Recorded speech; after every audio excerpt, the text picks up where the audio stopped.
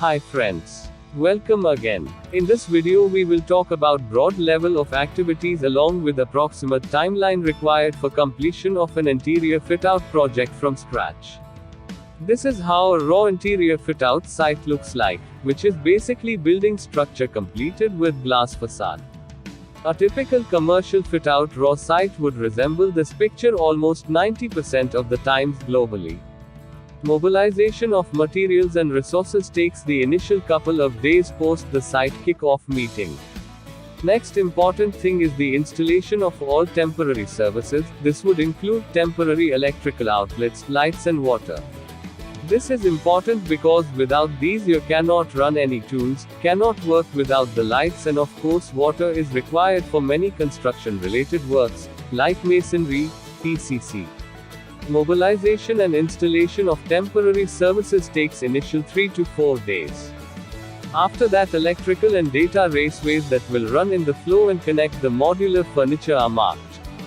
As per the markings done, electrical and data raceways are laid on floor. In parallel, the electrical conduits are also installed in ceiling. This takes around 7 to 10 days. Next is the preparation works done for floor screed. Please note that the true floor slab has a very rough finish, so the cement screed is required to be laid on that. This gives a smooth surface and also helps in concealing the floor surfaces. Nearly around 50 to 75 mm is the thickness of screed, which varies as per the site condition. This will also have a 3 to 4 days of drying time, which can be further increased in winters or in humid weather. Next activity is the marking of the partitions. This basically involves marking for partitions, referring the marking layout drawing. Partition marking is followed by installation of D-studs framework for partition. As a general practice, the center to center distance between the horizontal and vertical framing members is 600 mm. Once the framing is completed, single side gypsum boarding starts. This involves fixing gypsum board on one side of framing. Next, the partition internal services like electrical and data are planned, and accordingly conduits and raceways are installed in the partitions from the other side. In parallel, the conduits in ceiling for power and data are also installed. Once the conduit installation is completed in partitions, acoustic insulation is filled between the framing so that there are no cavities left.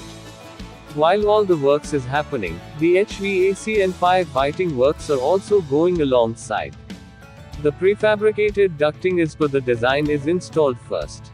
Next, nitrile rubber insulation is glued on it, which has two benefits, as it does not allow the cooling loss and also prevents from sweating on ducts due to condensation. Firefighting works involve running sprinkler pipes all over the ceiling and then installing sprinkler heads and finally testing the system for required pressure performance. This is mandatory requirement for getting the fire safety clearance. Once the partition insulation work is completed, partitions are closed with gypsum board from other side as well. Ceiling framing work is the next activity. This involves the installation of the ceiling framework, which is supported from the ceiling supports from the structural slab and from the sides of partition. The built-in furniture starts getting built alongside these works at site itself. After completion of ceiling framing works, the ceiling boarding is done by screwing gypsum boards to the frame. The partition and ceiling finishing works are the next activities. These involve jointing and taping of gypsum boards and is finished with a drywall compound followed by sanding. Once the smooth surface is achieved, primer coat is applied to take on the first layer of paint. The aluminum partition works installation is the next activity. This is basically the installation of framework which will take on the glazing and doors of rooms or cabins. The finished gypsum ceiling is marked for lights, sprinklers, smoke detectors and other visible ceiling services, then the required size cutting is done to install them. The built-in furniture is finished in place along with final paint. The final finishing involves installation of fabrics, final paint, installation of modular furniture, installation of carpet or vinyl flooring.